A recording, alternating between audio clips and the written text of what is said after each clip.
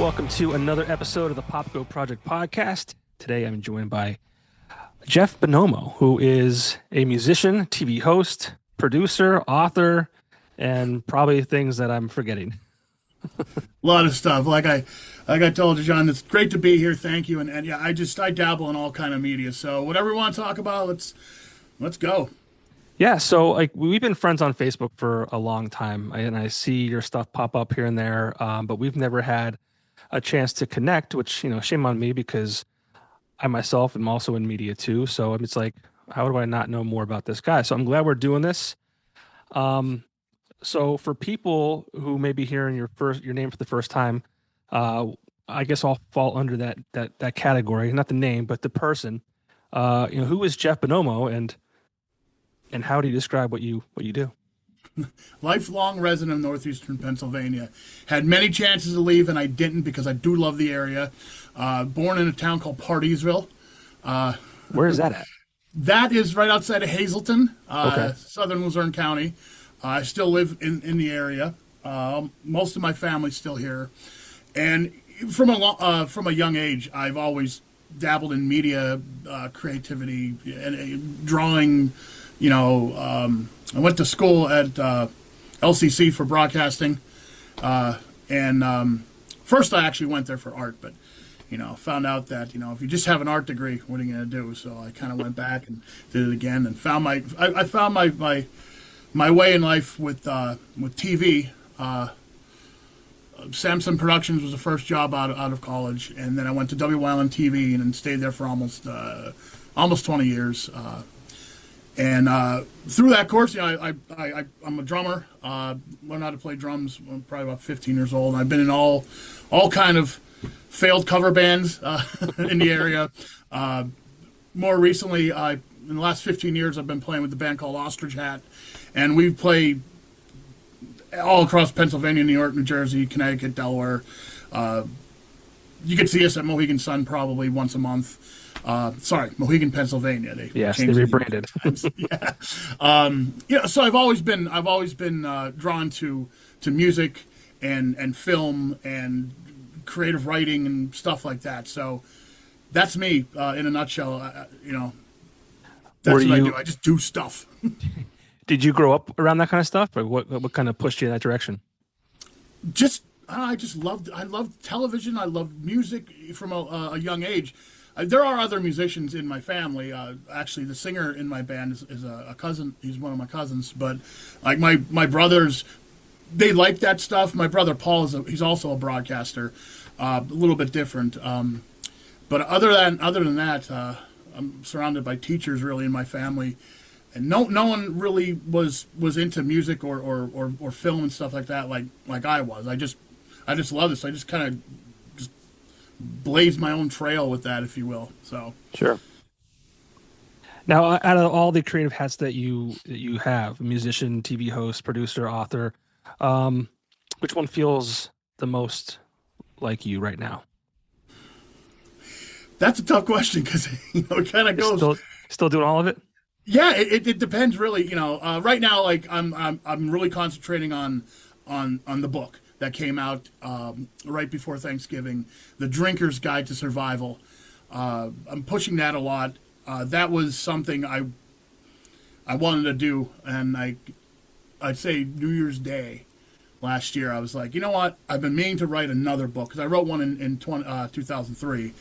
I wanted to write another book, and I wanted to write it about bar culture and what I call being an alcohol enthusiast. And that was what I concentrated on for almost a whole year, was getting that, going through notes, old notebooks and old hard drives. I had a couple things on floppy disk. That's how long it's been gestating. But and then every weekend, I put on my drummer hat, grab my drumsticks, and go off with the band to play somewhere in northeastern Pennsylvania, usually, if we're not doing a wedding somewhere. And weekly, I do a TV show with my wife called Wine, Hops, and Road Stops, where it's all about good wine, craft beer, and road stops, like interesting places. And we sometimes go to breweries, wineries, distilleries, and stuff. And, I have to have a drink tonight because we're talking about beer and stuff. So I feel like I should have done that. I feel foolish. I don't think I even Well, I have want to any. give a shout out though, right here, to my friend from Groove Brewing in Scranton, Ed Generos. He's wonderful beers. Well, So, I saw one of the episodes. You were at Sabatini's and you got a beer. It was an Imperial Stout. I think it was like yeah, 15%. yeah, I didn't know it was that. I just stopped there. I was in the neighborhood, so it was just kind of impromptu. Stopped there, and yeah, it was from Groove Brewing because I really like their beers, and I realized like, oh boy, it's a big beer. I better sip this. So I ordered pizza. So instead, I've never had a beer from Groove Brewing. oh, they're fantastic. Believe that? A guy I work with, Prospector on Rock 107, he is a big fan of Groove Yeah. Brewing. And I saw the beer. I think they actually made it happen. It was like a parody at first. It was from Cole Creative. I think they actually like made that happen. Yeah, they made a real beer out of that, and it turned into a real thing, and it's a really good beer. I tried it at the beer festival and it was fantastic. Yeah, Ed Generos, he's from the head brewer there. He's from like originally like right down the street from me. He's from the southern Luzerne County here in the Hazleton area, so it's kind of how I connected through personal friends. You mentioned Prospector, and I'm sure if we start throwing names around, there's a lot of people I know being in broadcasting, that I'm sure that are the same people that being in radio for how long. Just kind of funny how we never actually crossed, but it just popped in my head that you're mentioning these people, and Yeah, I'm sure. I was just thinking that like everything you do and have been involved in, I also love and have been involved in music, beer, obviously broadcasting, all that kind of Mhm. stuff. I actually teamed up with Back Mountain Brewing a few years ago, created my own beer, Pop Goes Porter. Oh, sweet. Yeah, so I mean, this is Clay, right? He's the yeah, guy there. Clay. Yeah, he's yep, a great guy. yeah. He was on the show. We did a big showcase. Went up there to showcase the beers. He's a great guy. I just was with him in the summer at a beer festival. We hung out for a while. Great guy, and does another guy, amazing beers. It's one thing I have to say about this area, and I don't just say it just because we're from northeastern Pennsylvania, but there's so many excellent craft breweries, wineries, and distilleries in this area. You don't really have to go anywhere else. And anytime I go out of the area, like I once in a while we'll go to Atlantic City or we'll fly across the country to Las Vegas. I'll try the beers and I'm like, okay, yeah, it's pretty good, but yeah, I don't know. I always like go back to thinking like, well, it's not as good as like say, Back Mountain Brewing or Yeah. or something like that. So we're really, I think, fortunate in this area that there's so much of that, craft beverage scene. Really, I mean, some people don't think there's much of a scene at all here, no matter what you're talking about, but there is, and there's a lot of really good stuff. And I always push. First and foremost, I always push the locals. Go out to a craft brewery and go try one of their beers. And even if you like beer flavored beer, you can always find something. A lot of people say I don't like this. Whatever. I'm not sure what kind of beer that you had made for you. Was it like a pilsner or? No, we actually did so it was a porter, Pop Goes Oh, Porter, and it nice. was Nice. a coffee porter. So we actually worked with a local coffee company. It was uh, Beatnik, yeah, Beatnik, Bean. I'm sorry, not Beatnik, Beannik, kind of a play on off Beatnik. So it was Beannik coffee. So yeah, it was a coffee porter. It was really cool because Clay and I went to high school together. He was a year or two ahead of me, and you know, I love beer. Big beer fan, right?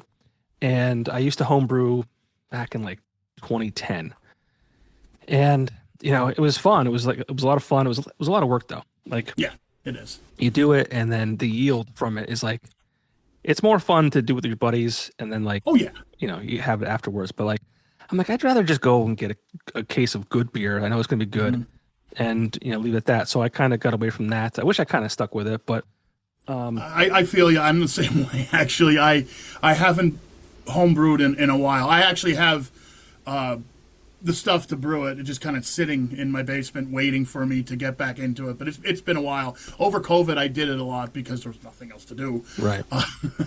But yeah, I agree with you. I'll just go, to a local brew pub and get something local and good. And Yeah, these guys are pros, and yeah, so when I hooked up with Clay, um, we both went to the same high school, and I wanted to create my own beer. And he was, on board 100%, and we sold out of the beer in 2 or 3 days. And all the money we raised from the beer sales, we gave to our high school music program because obviously, I'm sure you know that the arts in schools is the ones that are getting cut. They're not oh they're yeah, not they're not filling the stadiums on the weekends right. with football games and shit like that. So yeah, so I think it was like 2 grand, a little over 2 grand. We Oh, very nice. Yeah. donated to the high school. So I'm yeah. sorry I missed the beer. I would have loved to try it, but it probably, when did you have it done? Oh man, was that 2022? I think it was Probably just 2020. missed it. I probably Yeah, just missed it because he was on the show a few years back. So yeah, I probably just missed it, unfortunately. But if you ever do it again, let me know. I'd love to try it, put it on the show. You know, I think I have a couple cans still in my fridge. okay, well, maybe But we can hang out it sometime. wouldn't make any sense because I mean I would happy to have you try it, but people can't get it now, so it's like. Right? Yeah. And then just this past summer, I teamed up with Mutant Brewing, and we Mm. did a beer for the radio station Fuzz 96.1. It was called Peach Fuzz. It was a peach IPA. It was great. It was awesome. I believe they had that at the beer festival I was at in the summer. I think Mutant. Yeah, Mutant. I'm pretty sure they had it there. Not exactly sure because it's a little hazy. But we did a whole show from Eckley Miners Village, which is this historic mining town right outside of Hazleton, and they had a beer festival. And Mutant Brewing was there. It's the first time I met the guys, and great beers. Another one. I mean, Yeah. Scranton's filled with great breweries. Hmm. Yeah, and that was I tried all of them, so I'm pretty sure I tried that. Yeah, it came out in April, so I mean, it definitely would have been part of their Okay, rotation. So, yeah. have you ever been to the Atlantic City Beer and Music Festival? No, actually, Oh, I man. haven't. When it went on, I was actually playing a gig down there, so I couldn't go. I was playing a gig with my band down at Tropicana the same day, Oh, so jeez. we weren't able to go because if I went, there was no way I'm getting behind the drums after that. No. Yeah, that was a few years back, but yeah, I've been trying to go. It's just it needs to line up. Unfortunately, I, I I do so many things. It's kind of hard It's tough. to Yeah. get to a lot of these things. So Well, yeah, this year's the last one. I know. I know, and I think I'm already booked somewhere. Oh, geez. Cancel those So plans. yeah. I don't think the band would like that. I wouldn't mind. That's a So great time. I know the producer of that event yeah, that's very it. well, and he's yeah. It's sad to see it go. I've missed the last few years Yeah, too myself, just because it's I'm unfortunate. I'm also busy too. So it's like I got 2 kids, and it's hard. Life gets busy. Yeah, yeah. It's continuing. What you like to do. Is hard, and I do feel blessed. That I'm able to still at 52 years old still do what I like to do. And surround myself with things I love.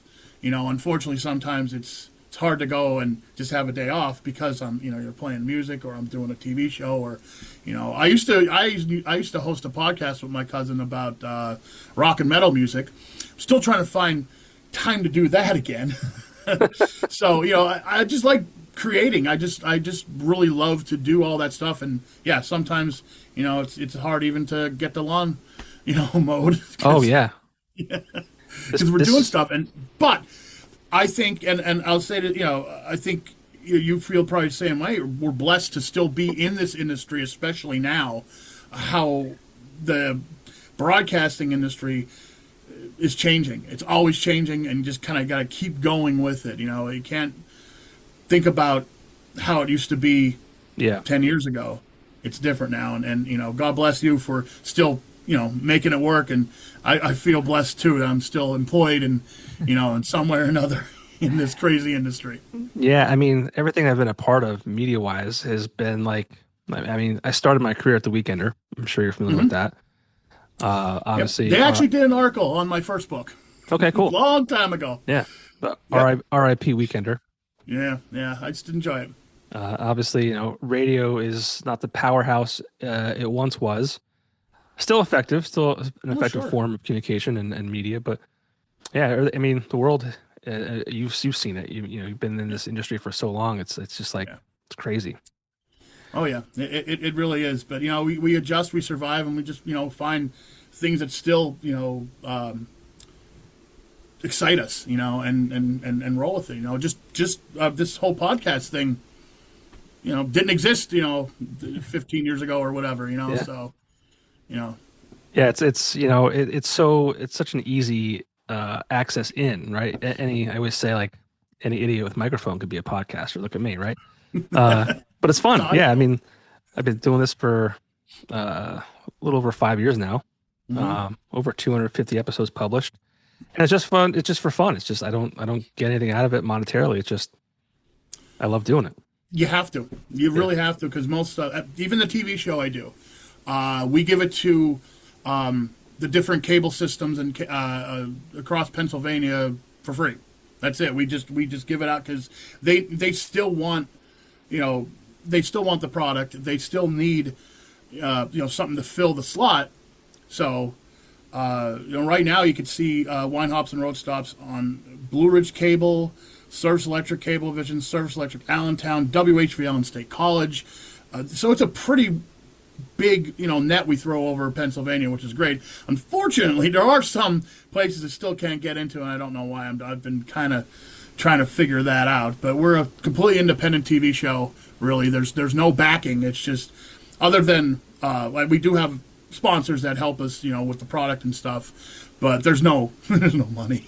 We do it because we love to do it. It's something that me and my wife and I can do on a Thursday or Sunday afternoon when we're home. It's get up on the set, which is our home bar, Yeah. and we go, and it's a lot of fun, and that actually was also kind of she was part of the muse, we'll say, to get me writing again, and as we went over things on this show, the show's been around for almost 9 years now.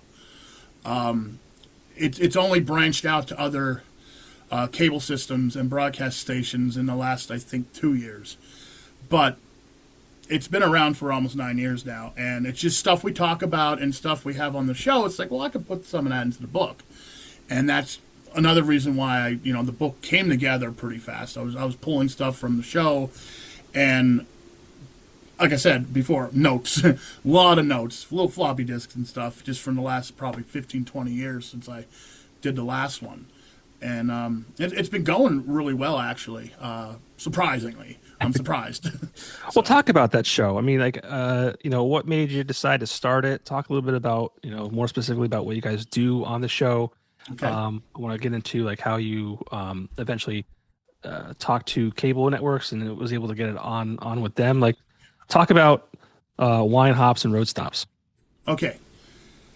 Well, when I started working at WYLN Television, I started as the director of production services. I was doing all their promotions. I was doing their commercials and stuff. I was a one man crew.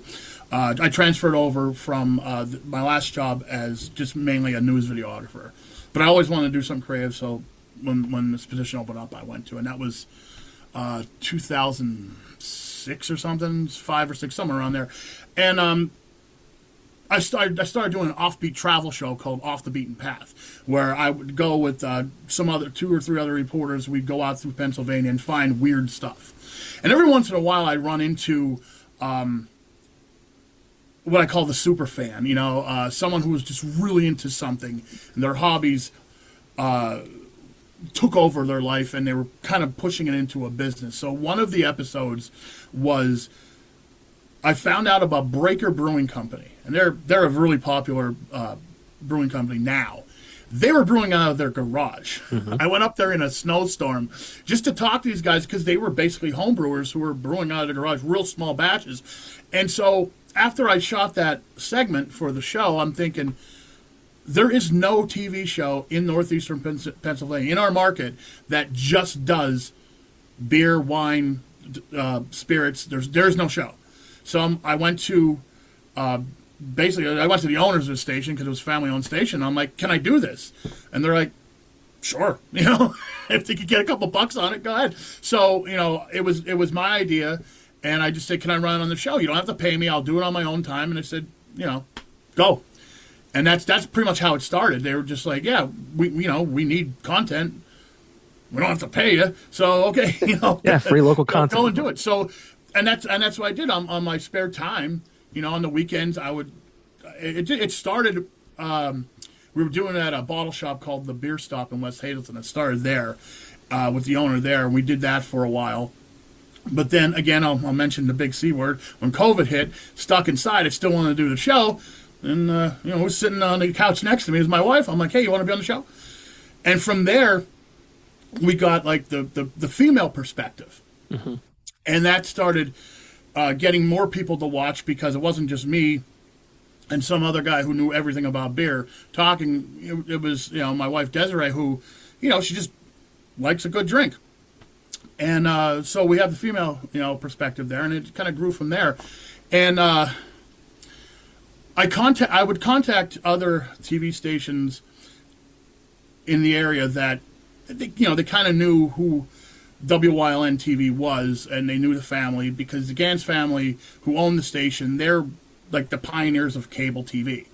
Their family goes way back to the days of Monterey City and stuff. And there's a little history. I don't want to get too much into the history lesson. I don't want to bore people, but so I was able to contact like Blue Ridge Cable, and they didn't have room for me. And WHBL out in State College, I don't know how I got in touch with them. I don't quite remember it, but they're like, yeah, sure, we'll take it, And Service Electric Allentown, they jumped on board as soon as I said something to them because, again, they needed content. So Blue Ridge came on maybe about I think I've been on Blue Ridge maybe for 2 years.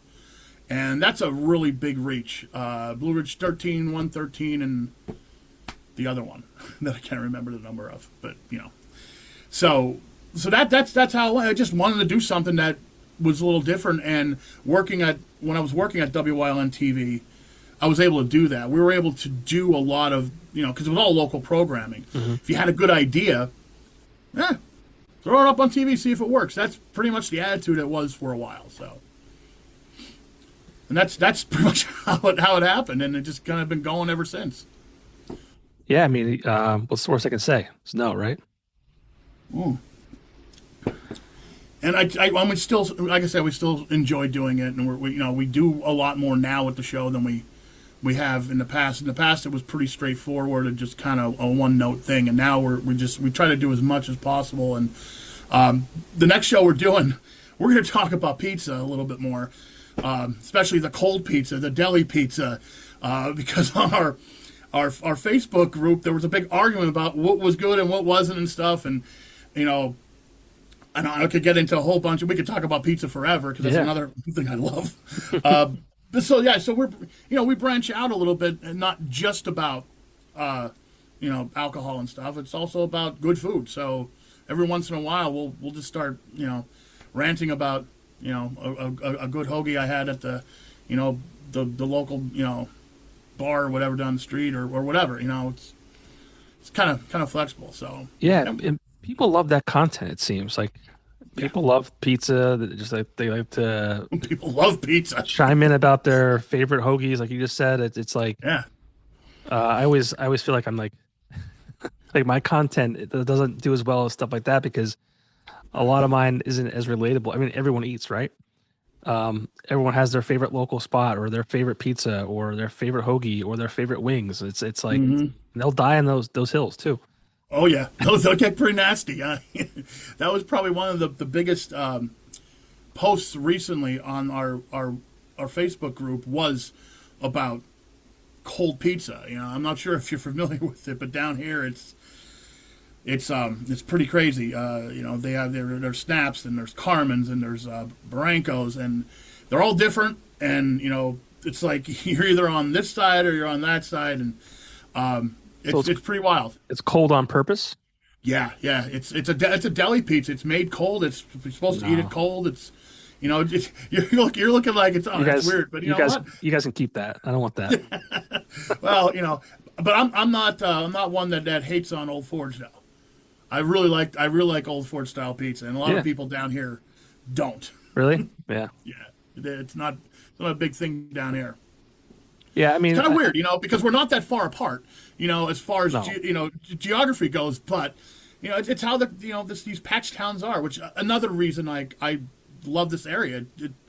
People are very passionate about certain things. So they really are. I love it. I mean, it's a unique area. You touched on that earlier when we first started. It's um, everyone kind of shits on the area to a degree, right? Nothing to yeah, do. This area sucks and blah blah blah. But I mean, the food we have, the talent as far as musicians go it's oh yeah, kind of crazy. The beer, like you said, it's just yeah. You want to talk about musicians?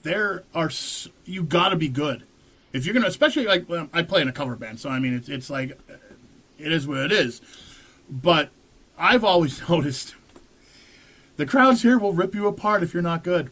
Like they'll be really. brutal. Yeah. That's why there's so many excellent musicians in this area. I'm not one of them, but I know a bunch of them. There's a lot of really great players, and I put them up against anyone from a big city. Like they're so good, and it doesn't matter if you're talking about like metal musicians, blues players. A lot of really good blues players here. Hmm. It's just how it is. People are passionate. But yeah, I'm going to go back to that first show I was talking about that I produced for WYLN called Off the Beaten Path. Our slogan was Pennsylvania is filled with interesting things. You just need to know where to look. Hmm. And we mainly stood within like an hour to an hour and a half of like the Hazleton area, because that's pretty much all we were able to go and do with that show. Time constraints and all, but that was our slogan. Like you just gotta know where to look. There's a lot of really nice things in this area to do and to see. So that just kind of jogged my memory. That show I haven't produced anything for that in like 10 odd years, but that was a lot of fun. And then I cut my teeth on doing local produced show, kind of like was it Mike Stevens? God, what was that? The down the Pennsylvania road. Oh my God, I'm trying to Yeah, think of it, and I shouldn't be because it's so iconic. But yeah, it's kind of like that. It was like that, but it was a little bit more expanded to a half hour. But yeah, yeah, so that's what I say about the area. You could shit on all you want, but I like it here, and that's why I stayed. yeah. I mean, I've been here my entire life too. I can't imagine myself ever leaving. You kind of get comfortable, right? Sure, yeah, But and I'm there's fine no with reason that. to leave. Not yet, I like the woods. I live in the woods, so I like the woods. It's good. until they put a data center in your backyard. Hope not. I'll leave it at that. That's a hot button right now. Yeah, yeah, it is. Scary, scary. But I mean, I feel like everything you've been a part of, kind of makes sense to put inside this book. Um, Hmm. so talk about this new book. Well, it's some of it's a history book, some of it's a guide to not being a jerk, basically. uh, you know, it's not about excess, but it's about that that feeling you get hanging out with your buddies, cracking a cold one, talking about nonsense, and just having a good time. There's a lot of that, and I also have like bar etiquette in it. What to do, what not to do. You know, when you're talking with a bartender, there's how to avoid conflicts. I have different types of bars, and what can you expect if you go to like a dive bar compared to a country bar or something. I really do go into a lot of the history this time of where alcohol came from and how it shaped society. Do a lot of history in it. I also have tips about surviving Las Vegas, That was a fun one to write because a lot of it comes from personal experience too. There's a few stories in there from my wilder years when I was in my 20s. My friends, what happened and stuff. How to avoid hangovers. Food pairings with beer and diner etiquette after midnight. You're going to go to a 24-hour diner. What to expect, what not to do. It's all kind of tongue in cheek, but there's little bits of actual knowledge in there, and sometimes I'll get a little too silly, I think, but it's me. So a little, Well, little off the wall sometimes. yeah, well, it's entertaining, It has to be, yeah. That was the main thing. If you get a little chuckle out of it, I did my job. But there are some real rules that I follow, and mainly it is, like for one, like I have a glass of water next to me too, while I'm drinking Hydrate. because you got to hydrate. So, is when you're tipping, what are the rules on tipping? The rules, the weird thing is I don't really have much about that because I always let people, kind of do what they want. But as far as I go, I try to tip as much as possible because I know these people, especially on a busy night, tip well. That's all I gotta say is tip well, tip. What you can because these people are running around crazy. I recently New Year's Eve, my band played at Mohegan, Pennsylvania. We played at Breakers, and there was 3 bartenders on. There was Candy, Sarah, and the guy. How about that? I know the girls' names. I can't remember the Yeah. guy's name. They ran around the whole night, and I felt, I was like, oh my god, I'm standing up there playing drums. I'm looking down at them. I'm thinking, I hope these people are tipping them well. So I made sure at the end of the night, threw them a couple bucks because I'm like, thank you. And I know how much bartenders in a busy club. I know I would never want to do that. Yeah. It's crazy, But I always say just tip what you can, But make sure you tip. Don't not tip, Is there like a rule of thumb? Like when I was younger, it was always like, tip a dollar a beer. Like, That's what I usually do at least. or Yeah, if it's a mixed drink, like maybe a couple, maybe it's two or yeah, three. yeah. It depends. It depends on how expensive the drink is. But if I think back to like a draft beer at a dive bar, what is that going to be? $3? Give them another buck. Yeah. But yeah, I always make sure I'll do that if I'm just paying with cash. But at the end, it's 20% or up usually. Yeah. How do you feel about tipping on takeout? I still do. I always, I Not, always, not I'm not too excited about it, but I still do. I always do at least a dollar. Yeah. So I think about because a lot of the bartenders and people don't think about this. They actually they walk back. Either they walk back and get it and bring it, or they walk back, they package it up and bring it out. Yeah. And that's like time that they could be serving a beer to the customers at the bar. They're taking away from that to go get your food. So it's like I Right. feel like I should at least throw a dollar. Right. Yeah. I even tip DoorDash people, pretty well too. So Yeah, that's a wild. I love it. Right? It's convenient. It's yeah, it's expensive. it's a little too convenient sometimes. I'll say that. My daughter loves it.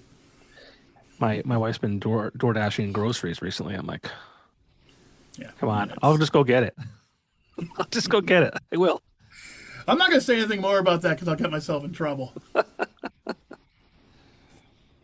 Um, how have you seen the beer world change over the years?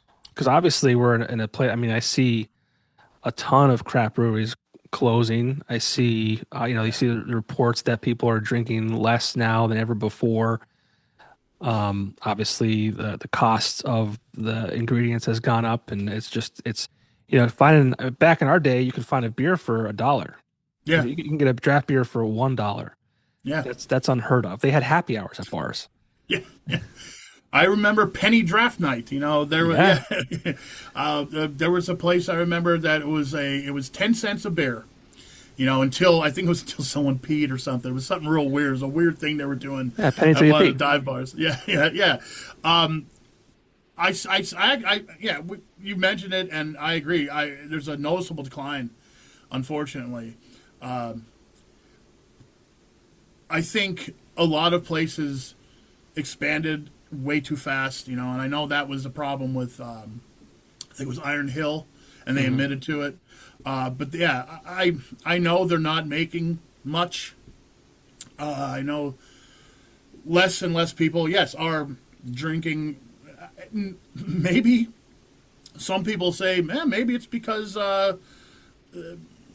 marijuana is not as not demonized as much anymore. I Right. don't know. But what I like about the craft beer, the whole craft beer thing is there's so much choice, and maybe that's a bad thing too because there is so much choice now, so many Too different many things. There's options. not Yeah. just you know two styles of beer. There is there's a guy who he said he posts on our group like constantly. Every time I talk about a beer that's not like just a normal domestic beer, he says he wants a beer flavored beer. Don't give me a beer that tastes like bananas and coffee or whatever. Hmm. And I'm like, why not? Yeah. Why not do it? But and I don't fault the people who like beers. Like right now, like I said, I'm drinking a Groove Brewing. This is a cream ale. This is like it's like a dad beer. Yeah. But it's really good and it's real clean. But yeah, as far as the industry goes, yeah, I could it's down a little bit, we'll say, and that's another reason why we don't charge to be on the TV show either. The only thing I ask is like if you want us to showcase, send me a beer. Send me one beer, and we'll we'll talk you up on the show, or and that's it. Or if we go there, I never ask for anything for free. I always pay for it. I'll shoot video of it, and off we go. Because I know they're not making what they used to make probably. And Right. like you said, everything's going up and up and up and up, and the price of everything is like that. So yeah, unfortunately, I see it. It's in a downturn, and yeah, it's sad that a lot of breweries are closing, and people they're just not working out. Yeah, it's sad too because and you kind of touched on this before. Having a beer with your buddies and I don't want to get into politics on this, but like Dr. Oz said something goofy about beer being like a social lubricant, and he's right. I mean, Yeah, I won't say you should support drinking because it's a social lubricant, right? But um, it has this like community thing, and it's a communal um, thing, sure. Yeah, yeah, absolutely. you Whether you're can watching a football game or whether you're just hanging out with your buddies or you playing music or whatever, or listening to music, you're doing something together and you're drinking. And yes, it's a social lubricant, and I'm fine with that. But I'm also not fine with excess. I know a lot of people have problems with alcohol. They don't know when to stop, yeah. or they turn to somebody that no one likes. Hmm. They not just that guy where you do something kind of dumb. They're just not good to be around. And I know a few of those people, and I know a few people who just gave it up. I this is the first beer I've had in a week and a half, at least. I just don't drink to excess as much as I used to, Yeah. and for some people they can't, and I understand that and I respect that, and that's the thing. You got it, like anything in your life, it's you can abuse anything, So that's what I say, when people are kind of push back a little bit, and I haven't had many people do that, to my face at least, about promoting, that. But we always promote safe alcohol consumption, and never, of course, it's just goes without saying. I'll say it, don't drive. That's it, Yeah. Take an Uber. Yeah. I mean, yeah, we didn't have Uber back in the day. Yeah, We had to yeah, either find someone who didn't drink or, you know, was able to limit themselves to like one or two. right, yeah, and Yeah, it's like never. anything, some people can't handle it, and I understand that. So that's that. Some people have problems with food. Some people have problems with drugs. Some people, whatever. Anything to excess is bad. So Right. that's what I say. But I do like the whole social communal aspect of having a good beer and discussing beer and just Yes. with friends too. I met my best friends. We still when we get together we do it over a beer or two. So I'll never forget the first craft beer that I had.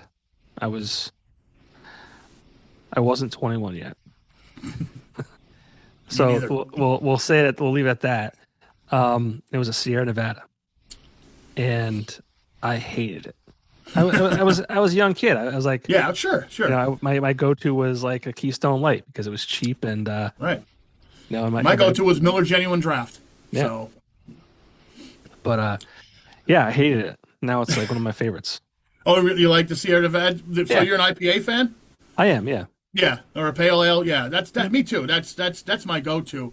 I don't know offhand what my first like craft beer was, but it was probably something like that because Sierra Nevada has been around for a very long time. Yep. So good for them. Yeah, I had a friend who's in from California, and he brought it over. I'm like, this is cat piss. Well, so most people, a lot of people say that. A lot of people don't like India Pale Ales, and I, in a way, I don't. I love them, so I don't understand sometimes what all these people who really will call it cat piss, how popular IPAs got, and they got really popular. Like there were some bars that or some breweries that would just have 10 beers and 8 of them were IPAs.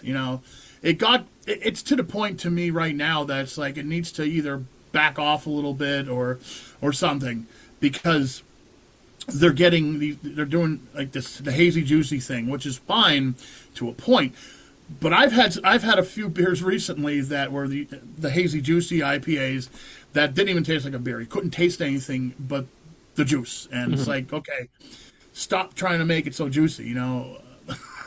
Like maybe I don't know 10 years ago, they were just trying to make it as hoppy as possible. There was Yeah. another thing that was just too much. It's just kind of give me a. I'm gonna sound like that guy. Give me an IPA that's just kind of in the middle.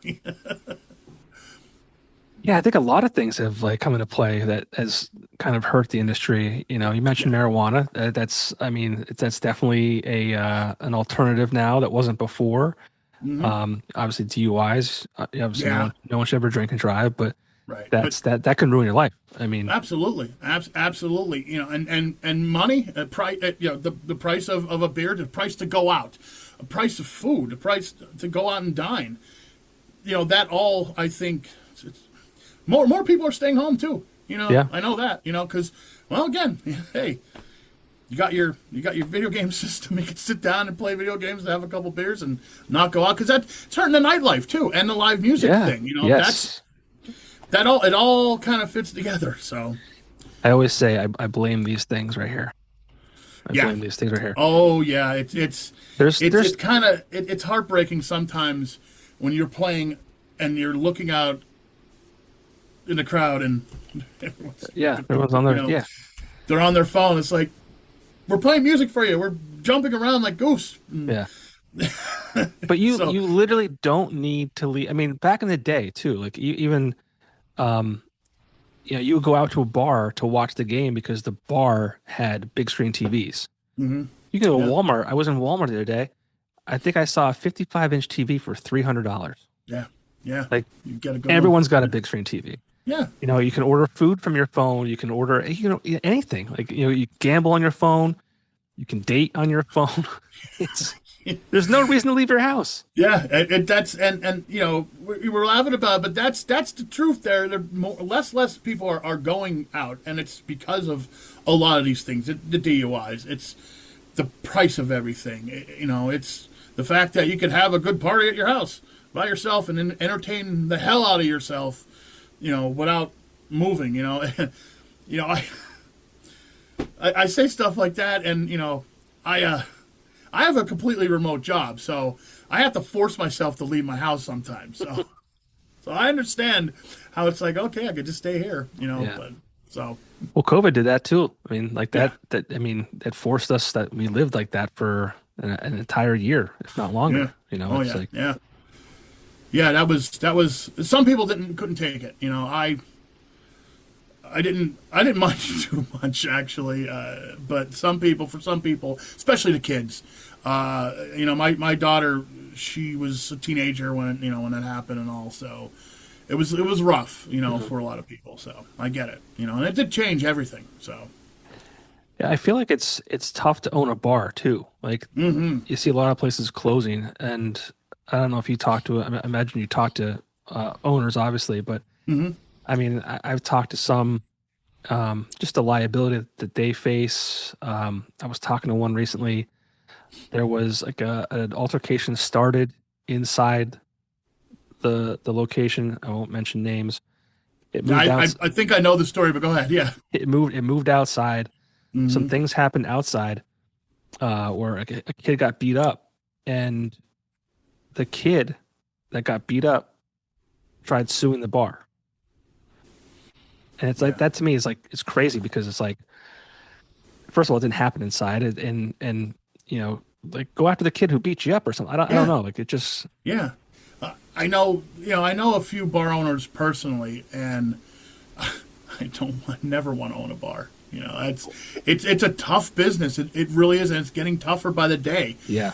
Yeah, and just the the band I'm in, we do play certain bars still. Like, we play more private events, corporate events, weddings, casinos and stuff. But we do play like there's a bar in Hazleton called Tap at Humboldt Depot. Yeah. Great beer bar. Love that place. Love the owners. But it's tough.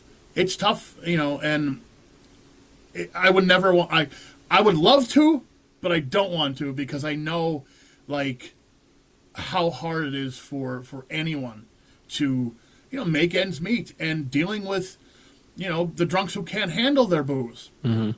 the fights, everything like that, the underage kids trying to get in with their fake IDs. I don't want to deal with that, and it would be that's your life. So unfortunately, I will never own a bar.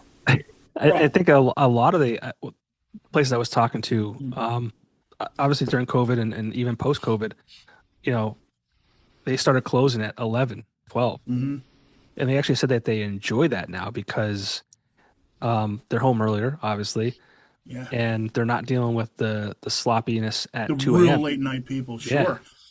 Yeah, I've noticed that. I think it's better with live music. I'll go back to live music because that's what I know. We don't usually play past midnight, and that's a late one. Like when we play our local bar, when we play Tap, I think we play 8 to 11. And what I've noticed, and I don't know, and I'm sure the bar owners will tell you the same thing. They have a dinner crowd.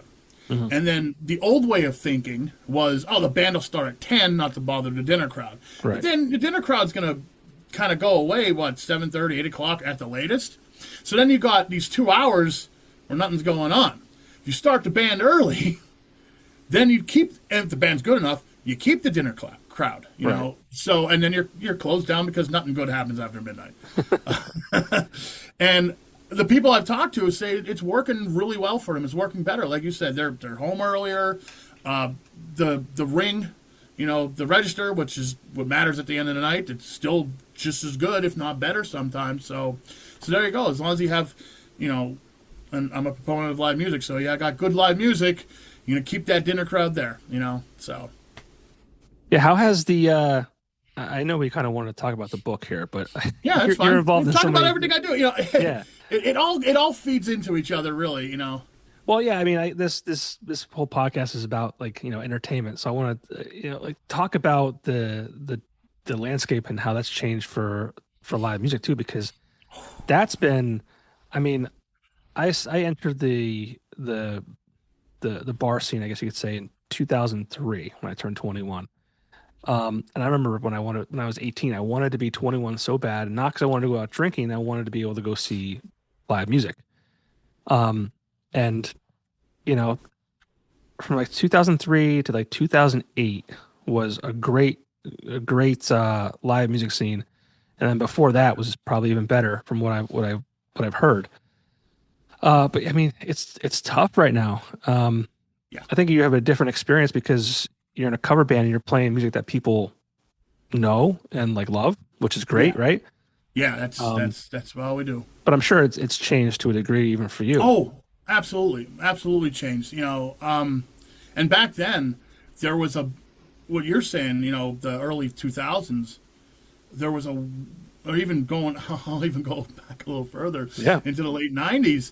There was a excellent, excellent original music scene. In the Scranton Wilkes-Barre area, and I was just there as a mainly I was there as a listener. I was playing, but I wasn't playing in anything, exciting.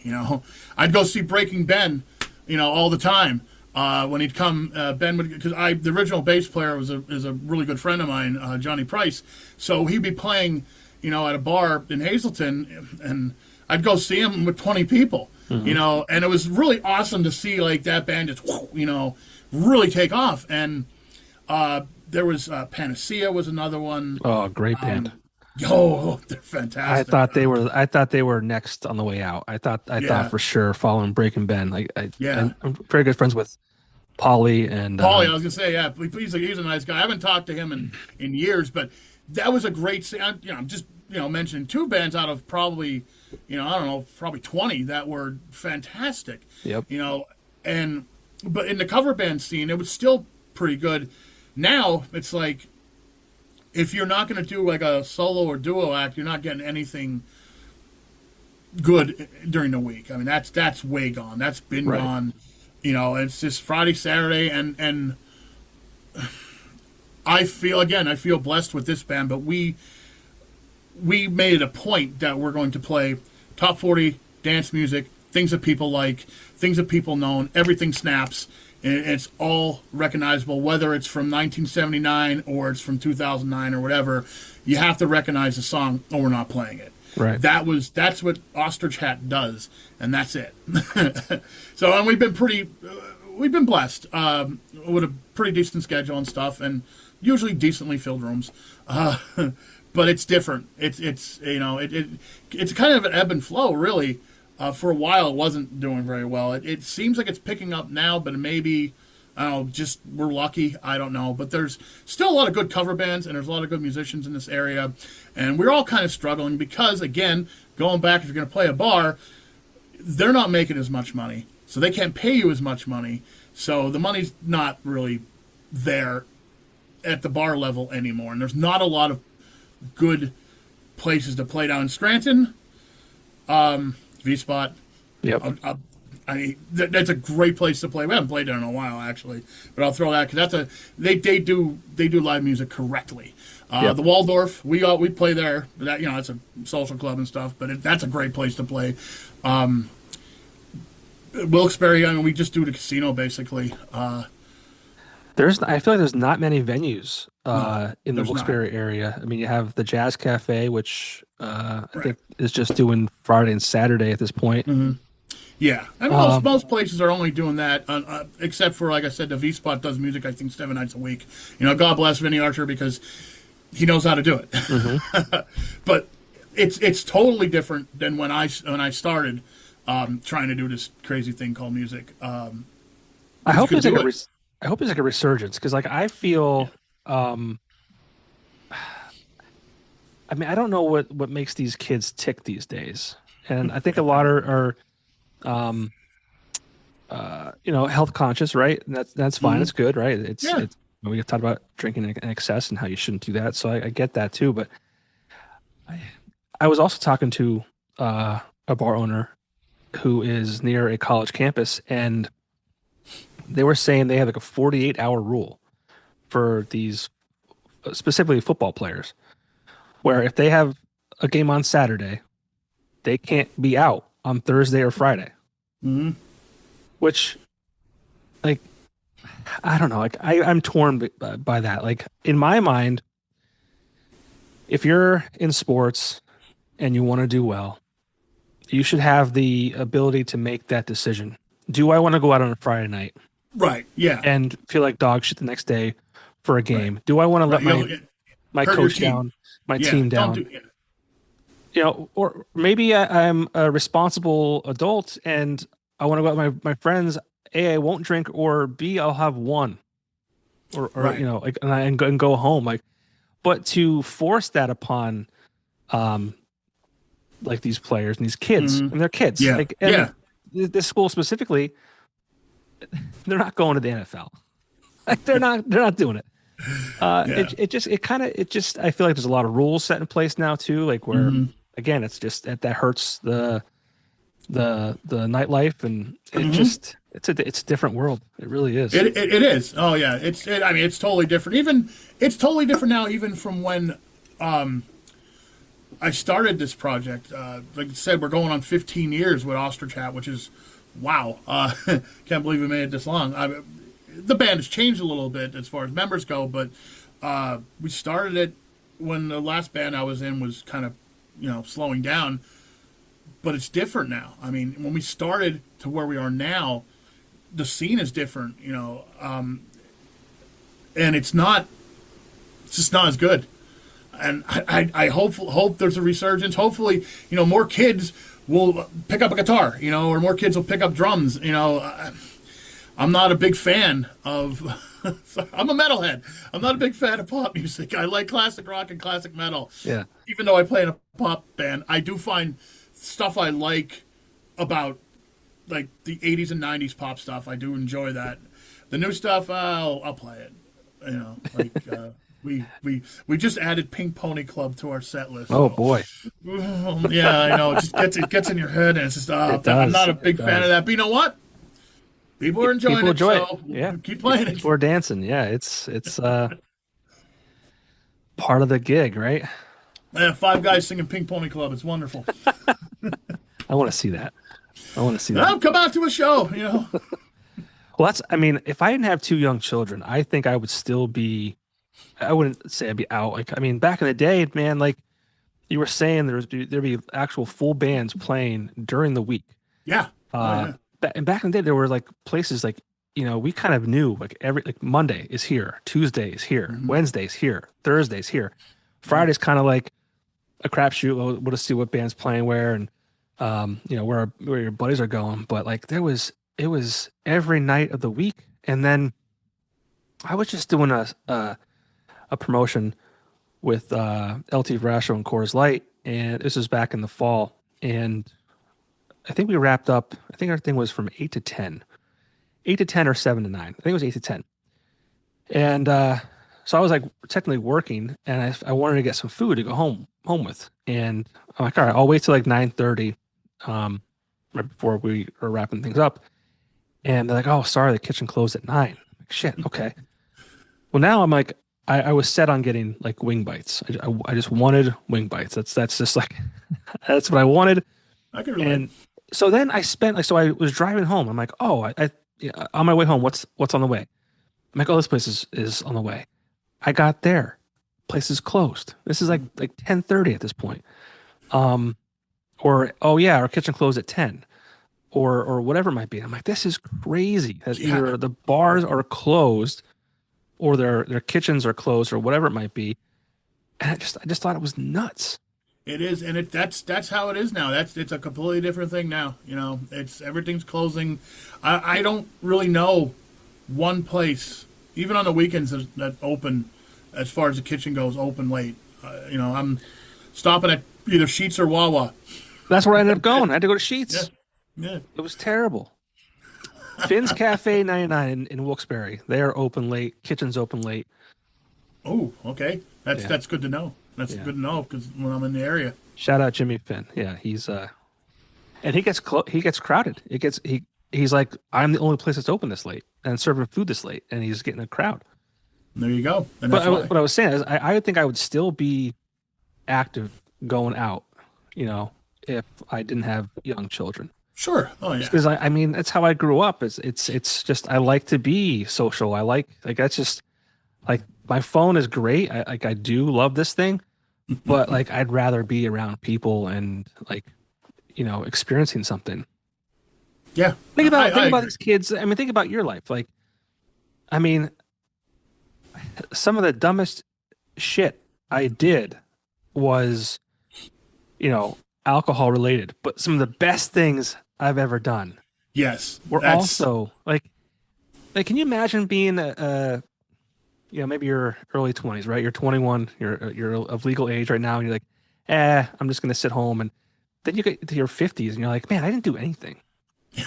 Like yeah. I just like Well, I'm just like I just sat around, and I just think that's yeah. crazy. Like some of the best moments of my life was like going out, like it didn't have to be drinking, but like going out with your buddies. Like my favorite thing about going out was the unknown.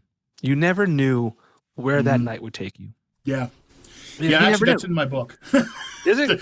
Yeah, it's we call it an adventure. You know, you Yeah. never know where it's going to end, That but was it's the best always an part. adventure. It's they're the nights that you'll remember. You know, they're the Forever. nights that you'll remember. You remember who you're with. You may remember some stupid things, but remember that you know what? Okay, we all made it home alive, and this is a story I can tell. You know, and that's to me, I love that. I love telling stories. I think most people who work in this industry like we do just love to tell stories, and we're some people are more into social interaction than other people, but we all enjoy for what it is, or one way or the other. We enjoy telling stories or getting people to listen, and smile and laugh Yeah. and say, yeah, that's cool, or that was really cool, and yeah, that's a chapter in the book about going on an adventure. There is a lot of artwork in the book that I drew most of it.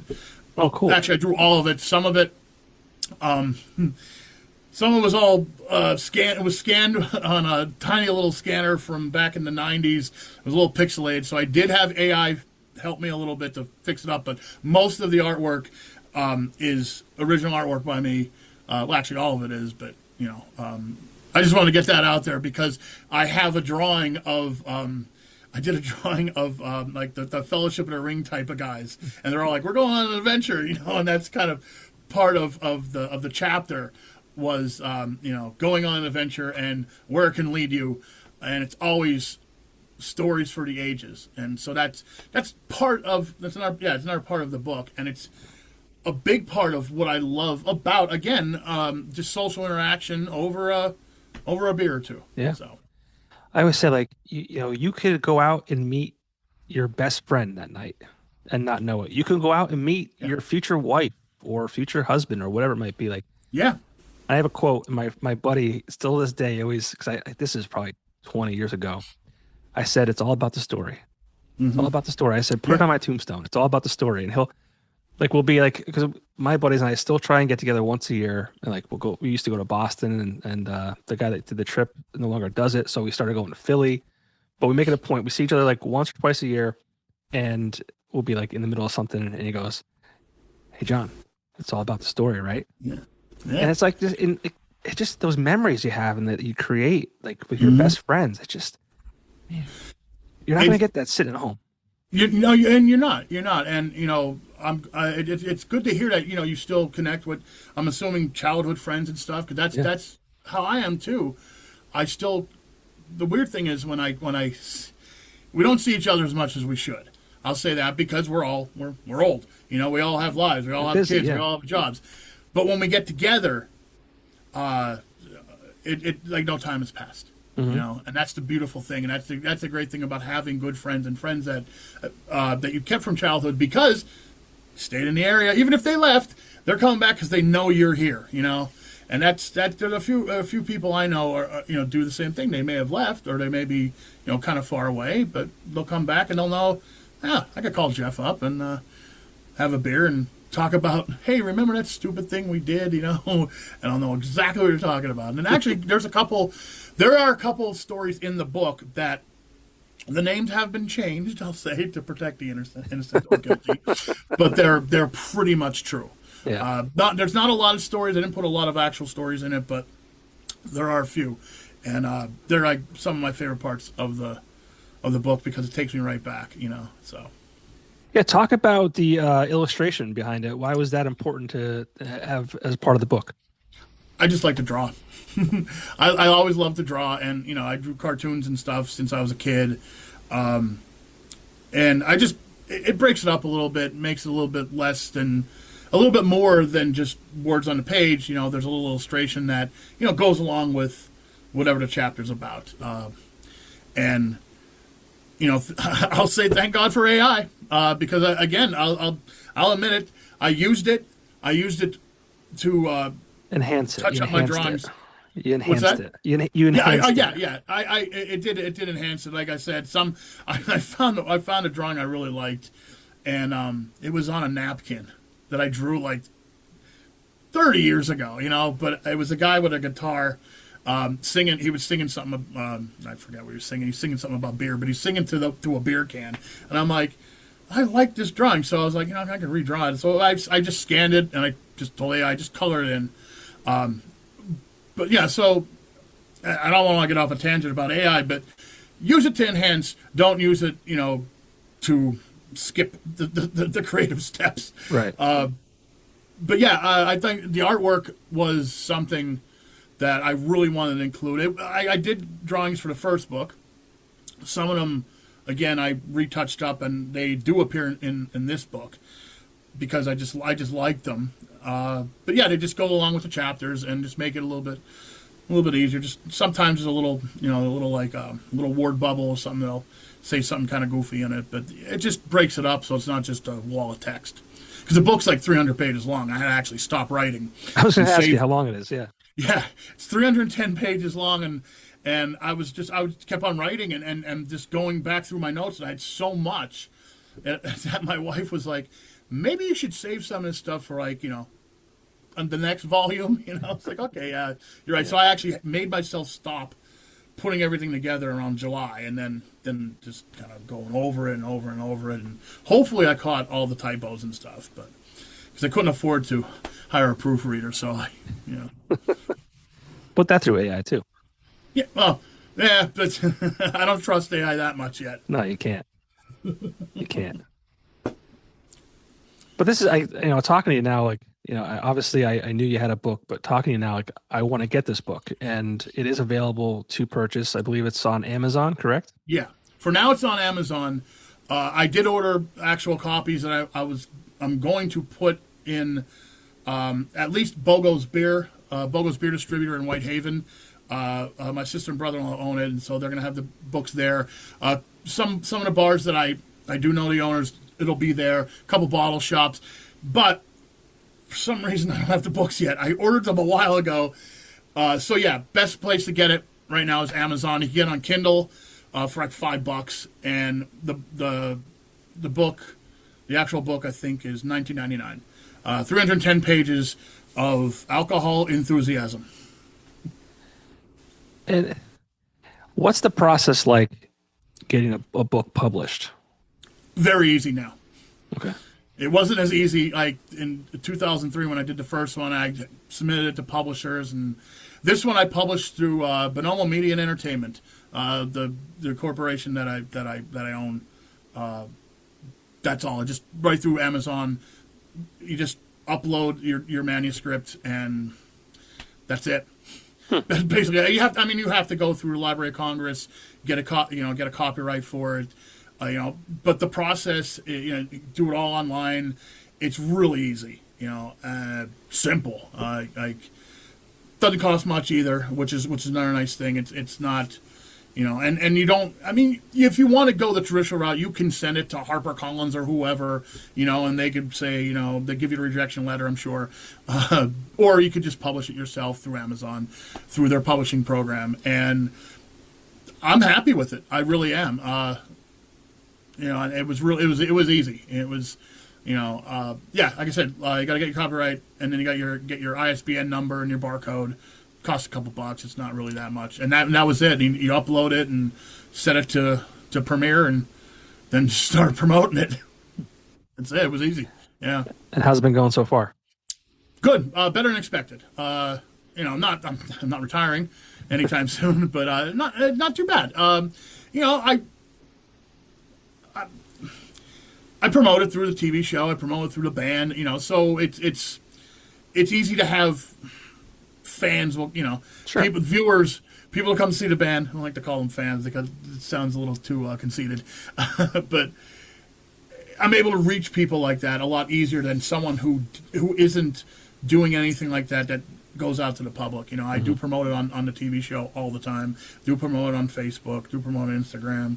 And like I said, when the band plays, every once in a while, I'm like, hey, use my book. And, I do have a couple copies. I gave, we did a contest recently to give like a like an author's proof copy away. Gave that away, but so anyone comes see the band, I'm gonna have a couple copies eventually. Sell Okay. them on break. So, but yeah, Hustling, hustling. it's been going okay. Yeah, it's been going Good. okay. I'm happy with it. As long as if it makes a couple bucks for beer money, I'll be fine. Like I told somebody a long time ago with the first book, how much do you make with that book? They asked me, and I said enough to buy one case of good craft beer. That's it. What is an ideal drink to have while reading this book? Well, because I love. Okay, a beer. I'm gonna go with a Dogfish Head 60-minute IPA because standard issue IPA that I really love. That's probably one of my favorites. Yeah, it's great. It's a great IPA. If Great you want a beer. mixed drink, I go with a gin and tonic. I love gin and tonics. Tanqueray Okay. or just a Jameson. Neat. Okay. I'm gonna go whiskey. I'm not a big wine fan, even though the TV show I hate says wine, wine. hops, and road stops. I'm not a huge wine fan. Don't know much about wine, but I do like a decent oaky Merlot. But that's about it. So, I there you hate go. wine. Hate it. Like I try it occasionally. My wife enjoys wine.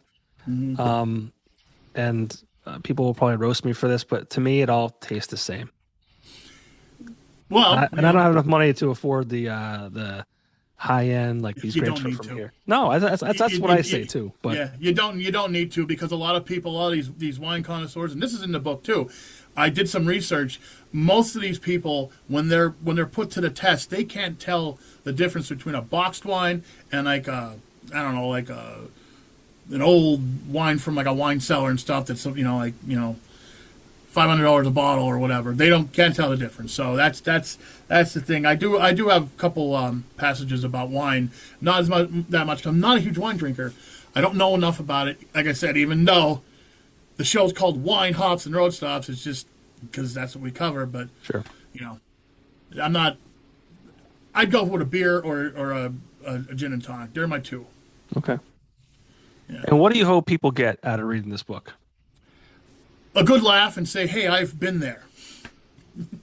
When they read the stories or they read the parts that are about the bar culture or things that have happened, they get a chuckle and they say, "Hey, I've been there," or "Hey, I remember this night with my buddy when I was camping. Yeah. This happened," or whatever. Or I went on the beer run in the snowstorm last year, and that's in the book. Stuff like that. Yeah. So, hey, look, my thumbs up. How about that? What is that? I don't know. I guess it caught my Is thumb. that what it does? Is that I don't know. It's weird. I don't know. Never did that before. I'll have to figure that out for my meeting That's tomorrow. weird. I don't know. That was weird. Yeah.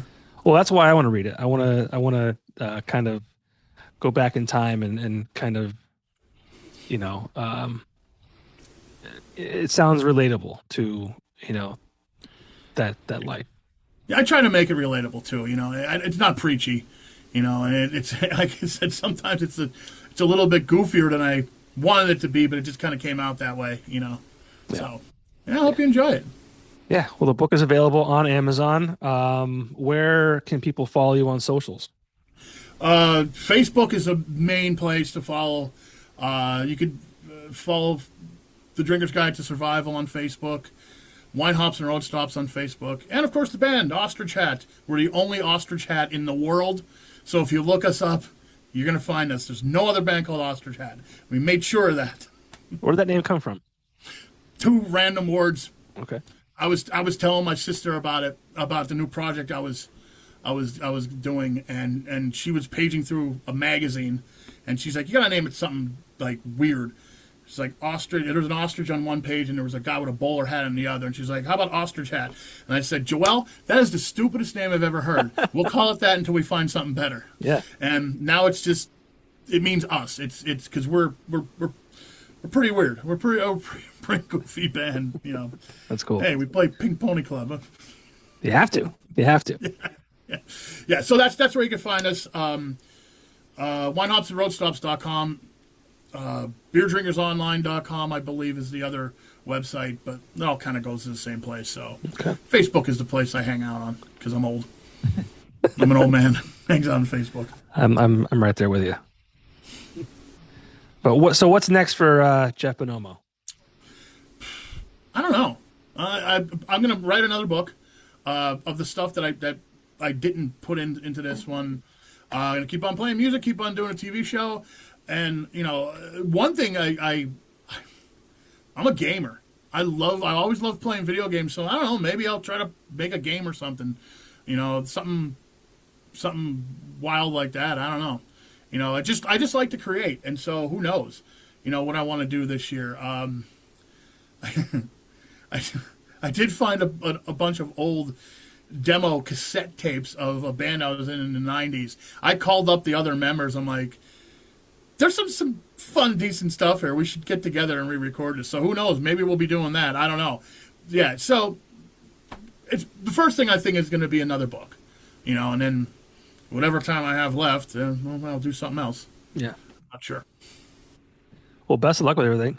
I really Thank enjoyed you. talking to you tonight. Yeah, it was a pleasure. It was a pleasure. Yeah, hopefully we get out. Hopefully you get out to see us sometime, and we could hang out and have a beer in person. Absolutely. Absolutely. Well, is there anything I missed that you want to say about the book itself, or? No, I think we covered it all. I just, I hope anyone who is an alcohol enthusiast like me, that likes craft beer, likes craft wine, likes good spirits, and even some good food, picks it up and gets a laugh out of it and says, "Hey, I remember when that happened to me." That's all I need. Yeah. Yeah, I mean, it sounds like it's something that it just like, yeah, I've made a couple bucks doing it, great, but like it just sounds like it's something that it feels good to do, and Yeah. you know, it's one of those things. It's part of the journey. You know, when you're at the end of the road and you can be like, I did all this cool shit. Like, That's the thing. I don't want to be bored. I don't want to be an old man being like, I didn't do anything. And there's just some people that I know that's just like, I don't do anything. I like to do stuff like this, be creative. yeah, Whether it's podcasting, whether I'm doing TV shows, or whether I'm, even my normal, day job is sometimes it's pretty fun. I do true crime stuff, true crime documentaries and stuff. So, oh, cool. I'm a part of that. So, shout out to lawandcrime.com. Lawandcrime.com. Yeah, Check that out we're top one of the top true crime websites in the country. So, Oh, cool. yeah, we do a lot of like true crimes. I most of the stuff I do is for our body cam channel. So I'm in charge of trying to find the weirdest, craziest body cam stuff, and go from there. I do some editing for them too, but I'm mainly the assignment editor for them. But that's a lot of fun. If you really like true crime stuff, we've done a lot of things for like A&E. We've done stuff for. We're on Tubi now, and a lot of different networks. So it's a lot of fun. I surround myself with media. I do a lot of different things, and it keeps me young. Yeah, absolutely. I mean, we only get one shot at this, so it's good to. Mm-hmm. I always talk about, and I want to keep going with you, but just legacy. When you, it's and one reason I like doing this too is because when I'm gone, like this will live on forever. Right. And it's music too, like the stuff that people have created so long ago, and who've since passed away, like that lives on forever, and that's such a cool thing to think about. Like Ozzy, he reminded me of Ozzy. Ozzy Yep. passing really really got to me because that was my boy, Yeah. and yeah, and it's gonna live on forever. His stuff, Black Sabbath, music like that's gonna live on forever. Even the local guys that just write music in their basement, if they put it out online, put it out on the internet for people to hear, it's gonna be there forever. Yeah. Whether that's a good or bad thing, who knows? But yeah. And that's what I like, and this podcast, and what you do, it's going to live on. You'll have something to look back. Yeah. Well, I also think like too, like my dad passed away. It was 20 years ago last year, and what I wouldn't give to have some kind of either a video or even a voicemail. So it's like my kids will always be able to you know see me when I'm gone, right? Like it's kind of neat. Yeah, I can relate to you. My dad's gone 15 years, and yeah, I feel the same way. And also it's like she could see me now. So Yeah. So. Well, Jeff, it's been a pleasure. I really enjoyed talking to you. I'm excited to get that book and go through that and kind of have a good laugh and relate to it because, yeah, those are good times. yeah, So it's been great talking to you. Thanks. It's a great meeting. Like I said, come out, see us sometime yeah, when you get a babysitter or something. You and your wife come on out. yeah, Check out the band, and we could talk in person, have a beer. yeah. I feel like I'm close because I have an 8-year-old and a 3-year-old, and so Yeah, once I get a little bit older and I can trust a babysitter, yeah, I will. yeah, yeah. I'll be able to. My mom's great though, and my wife's parents are good too. But yeah.